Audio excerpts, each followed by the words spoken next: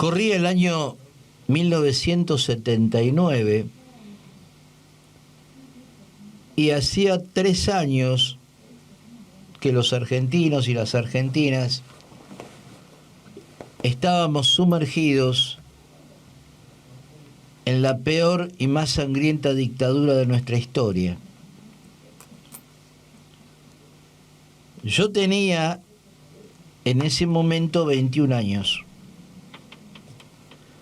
Y el recuerdo que tengo de lo que me acuerdo y que me quedó muy patentemente grabado, me recuerdo a mí mismo hurgueteando como un ratoncito, en todo caso un ratonazo, en las mesas de la librería Hernández, cita en ese momento y todavía hoy en Corrientes y Uruguay. Y recuerdo que hubo un libro que me llamó poderosísimamente la atención, que se llamaba Poesía campesina en Solentiname, recopilada y prologada por un señor que se llamaba Ernesto Cardenal. Yo en ese momento no sabía quién era Ernesto Cardenal y tampoco sabía dónde quedaba Solentiname, pero como algo me llamó la atención, no recuerdo exactamente qué, abrí el libro y me encontré con algunas de las páginas más hermosas de la poesía centroamericana y me enteré que Ernesto Cardenal era un poeta y un monje trapense y que Solentiname era un lugar de Nicaragua y que en ese lugar de Nicaragua en donde vivía Ernesto Cardenal había un montón de poetas, hombres y mujeres jóvenes del pueblo nicaragüense que habían aprendido a leer y escribir de la mano de Ernesto Cardenal y que en ese momento escribían poesía. Yo no sabía, ninguno de nosotros sabía lo que después descubrimos horrorizados y que fue el secuestro, la tortura y el asesinato de 30.000 hombres y mujeres del pueblo. Sabíamos ya que había desaparecidos, que la gente desaparecía, pero no alcanzábamos a comprender todavía la magnitud de la bestialidad, de la monstruosidad del genocidio en nuestro país. Y en esa Argentina a oscuras, en esa Argentina atravesada por los Falcon Verde y por el estado de sitio y por las desapariciones, en donde luchábamos como podíamos y cuando podíamos, en donde hacíamos actos relámpago que duraban 5 minutos, porque después venía la repre. En esa Argentina tenebrosa, la luz de la revolución sandinista iluminó nuestras vidas y le dio a toda nuestra generación fuerzas para seguir cuando no sabíamos ni dónde estábamos parados. Esa revolución sandinista, que fue una guerra en contra de la dictadura de Anastasio Somoza, bestia entre las bestias, en una Centroamérica absolutamente empobrecida y absolutamente alejada de cualquier atisbo de democracia, exceptuando a Cuba. Esa guerra tuvo desde el campo popular y revolucionario algo que se llamó el Frente Sandinista de Liberación, que todavía se llama, pero que de liberación no tiene nada, y estuvo comandado, dirigido por 3 comandantes revolucionarios en su momento. El primero fue Tomás Borge, el segundo fue Sergio Ramírez y el tercero fue Daniel Ortega. Eran los 3 mosqueteros del sandinismo y sus nombres fueron coreados y gritados y cantados por centenares de millones de hombres y mujeres desarrapados del mundo que veían en la revolución sandinista la nueva Cuba y una posibilidad de revolución socialista en un mundo al que todavía no había llegado la globalización, al que todavía no había llegado un Francis Fukuyama que dijera que se había terminado la historia, y en donde parecía ser que todavía el socialismo y la revolución y la liberación nacional y social eran criaturas posibles y no solo necesarias. Pero pasaron varias décadas y Tomás Borge murió en el año 2012 y Sergio Ramírez se convirtió en un escritor absolutamente reconocido, ganador del premio Cervantes, un intelectual de fuste. Y Daniel Ortega pasó de ser un comandante revolucionario a un terrateniente aliado con la Iglesia Católica, la misma Iglesia Católica, no otra, que fue la acérrima enemiga del Frente Sandinista del propio Daniel Ortega en los albores de la revolución. El Fondo Monetario Internacional ha felicitado a Nicaragua porque dice que ha tenido mucha suerte en sortear la crisis económica y que las políticas macroeconómicas aplicadas por el gobierno de Nicaragua, comandado por Daniel Ortega, son políticas macroeconómicas favorables y realistas. Nicaragua tiene casi un 17% de pobres y una inflación del 6,1%. Bajaron la inflación porque en el año 2021 era del 10,5%, el 2022 del 6,1% y no sabemos cuánto va a ser ahora, pero parecería ser que la economía nicaragüense se está estabilizando. ¿Quién es Daniel Ortega? ¿Y qué es lo que está pasando políticamente en Nicaragua? Daniel Ortega es un señor que en el año 2011 estuvo en contra del aborto terapéutico de una niñita de 12 años que fue violada y embarazada por su violador.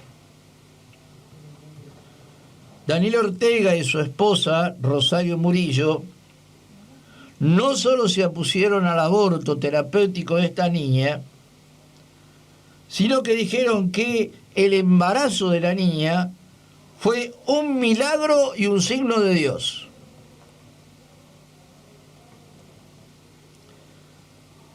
Este gobierno es profundamente homofóbico y persigue a los homosexuales, a las lesbianas, a los transexuales, y ha borrado de un plumazo todas las leyes que protegían contra la violencia hacia las mujeres. En Nicaragua existía la Comisaría de la Mujer, hasta que en el año 2016 Daniel Ortega y Murillo las dieron de baja, dijeron que no hacía falta Comisaría de la Mujer. Y que tampoco hacen falta leyes que protejan a las mujeres de la violencia machista y patriarcal, porque bueno, eso es algo normal y común en todas partes del mundo. O sea que de feminismo ni hablar, de homosexualidad ni hablar, y de violencia machista y patriarcal ni hablar. El propio Ortega está acusado de haber violado a una chica hace algunos años. Obviamente esta denuncia se cajoneó y no pasó absolutamente más nada. En el año 2018 hubo una rebelión popular contra el gobierno y el saldo de la rebelión popular fueron 350 muertos a balazos en las calles, cientos y cientos de detenidos, 4.000 heridos y un montón de desterrados. Para que nos demos una idea, el gobierno de Daniel Ortega aplica la figura del desterrado como castigo a todos aquellos que se oponen a sus políticas. Entre los desterrados, a los cuales se les priva de su nacionalidad, se declara que ya no son más nicaragüenses, cosa que es absolutamente ilógica, porque un Estado te puede dar la nacionalidad, pero no te la puede quitar, porque la nacionalidad, una vez que vos transcurrís tu vida, vos sos de ese lugar. Nadie te puede decir que no sos nicaragüense, o que no sos argentino, o que no sos japonés. La nacionalidad es algo que se adquiere, que forma parte de la identidad del ser humano. Vos sos hombre o mujer, sos transexual o bisexual o homosexual o heterosexual, y tenés una nacionalidad determinada. Así como tenés una edad determinada. Nadie te puede decir que vos no tenés 50 años, o 40 o 78. Y nadie te puede decir que vos no sos de la nacionalidad a la que vos perteneces. Sin embargo, el gobierno de Nicaragua ha desterrado a Sergio Ramírez, ha desterrado a Gioconda Belli, que es una de las grandes poetas nicaragüenses y una de las grandes escritoras centroamericanas, y que además fue miembro activa del movimiento sandinista, fue una miliciana, fue una guerrillera sandinista, una mujer que hoy tiene alrededor de 50 y pico de años, y que cuando era una jovencita peleaba con las armas en la mano contra la dictadura de Anastasio Somoza. A esa mujer, que ahora vive en el exilio y en el destierro, Daniel Ortega le ha quitado su nacionalidad. Cuando te quitan la nacionalidad y cuando te condenan al destierro, el Estado se queda con todos tus bienes. Te confiscan todo. Entonces no solamente te echan del país, te quitan tu identidad, sino que además se quedan con todo lo que vos tenés. O sea que vos salís del país hecho un paria. Si vos cobrabas una jubilación, te quitan la jubilación y te borran de todos los registros de la República Nicaragüense. Cuando te echan del país, es como si nunca hubieras existido. Ante semejante locura, varios estados, entre ellos el argentino, han ofrecido a Gioconda Belli, a Sergio Ramírez y a los casi 100 desterrados por el gobierno de Daniel Ortega la nacionalidad. O sea que si Gioconda Belli y Sergio Ramírez quieren hacerse argentinos, van a ser reconocidos como ciudadanos argentinos, cosa que me parece muy bien. También lo mismo hizo Paraguay, también lo mismo hizo Colombia, etcétera, etcétera. Ahora bien, yo quiero volver un poco sobre lo que dijo el directorio ejecutivo, que dice que el gobierno de Daniel Ortega aplica políticas macroeconómicas prudentes. Es decir, que este gobierno no solamente tortura y asesina a opositores y llena las cárceles. Hay una cárcel que se llama popularmente el Infiernito. A esa cárcel que se llama el Infiernito fue derivado un obispo que se negó a que lo deportaran. Entonces, como no quiso abordar el avión que partía para Estados Unidos, porque encima los mandan a Estados Unidos, como no quiso abordar el avión, está en el Infiernito cumpliendo una pena de 26 años de prisión, sin que se le haya probado ni a él ni a nadie delito alguno. El delito por el cual el gobierno nicaragüense destierra o encarcela a los opositores es el delito de traición a la patria. Yo quisiera saber cuál es el concepto que tiene de patria Daniel Ortega, que dice que la violación de una niña de 12 años es un milagro de Dios, ¿no? O sea, parece, a ver, parece una remake trucha y berreta del somocismo, ¿no? Parece como que Anastasio Somoza hubiera resucitado y se hubiera reencarnado en Daniel Ortega, que hoy está con la Iglesia Católica a la cual combatía y con el imperialismo norteamericano al cual combatía.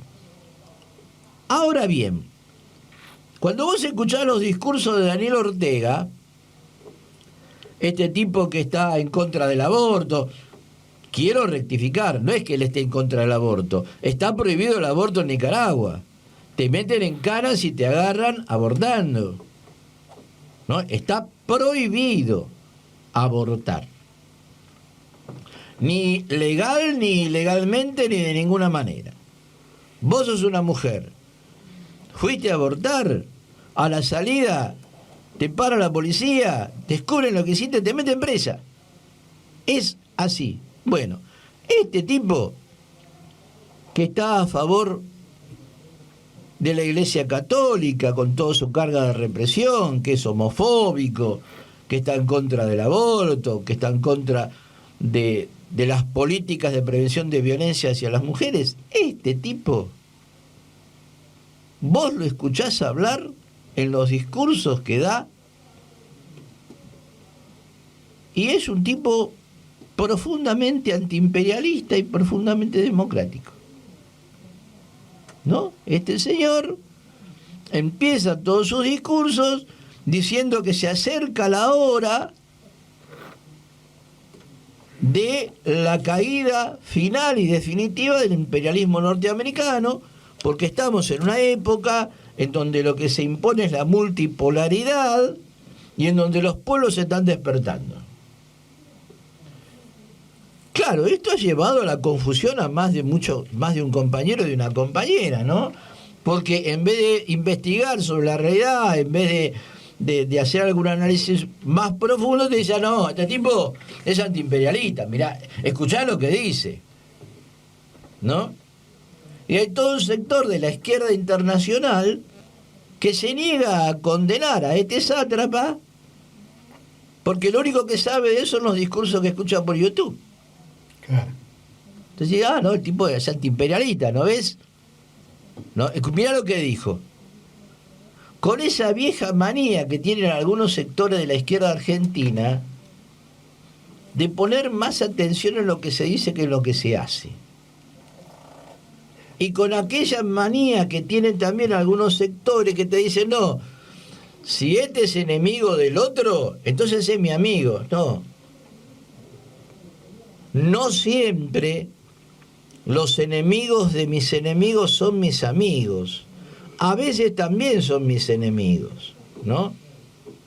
Y uno debería reflexionar, muchos deberían reflexionar o deberíamos reflexionar acerca de que guardar silencio frente a determinados personajes también es una forma de complicidad. Bueno, este señor viene gobernando Nicaragua desde el año 2007 y hay una cláusula en Nicaragua, cosa que no me parece mal, porque podría muy bien tener un buen objetivo. La cláusula que vos podés ser presidente todas las veces que quieras, mientras tanto te elijan. Entonces, hay 5 años de mandato, cada 5 años se va a votar, lo vuelven a elegir y lo vuelven a elegir y lo vuelven a elegir. Quiero aclarar que todos los precandidatos presidenciales de las últimas elecciones, que fueron el año pasado, están todos presos. O sea que no se pudo presentar nadie. No se pudo presentar nadie, pero esto no es como en Cuba, en donde en cada barrio se discute, en cada ciudad se discute, el pueblo elige sus representantes. No, acá los representantes los elige Daniel Ortega y los elige su esposa, la señora Murillo, ¿no? Acá no es que hay un solo partido y un solo candidato, pero que representa al pueblo y que el pueblo lo eligió, lo votó, lo acompañó, lo apoyó. No. Acá están todos en cana. Y los que no están en cana están desterrados, y los que no están desterrados están muertos. Y los que no, se la comen. ¿Sí? Entonces, me parece que tenemos que poner el foco sobre estos temas, ¿no? Sacar de la oscuridad a estos países como Nicaragua, como Yemen, ¿no? Países de los cuales no se ocupa nadie o se ocupa muy poco porque a la derecha no le conviene que se sepa y a ciertos sectores de la izquierda tampoco porque, bueno, si el discurso no pega con la realidad, con lo que hacen, bueno, tenemos un problema, ¿no? Bien.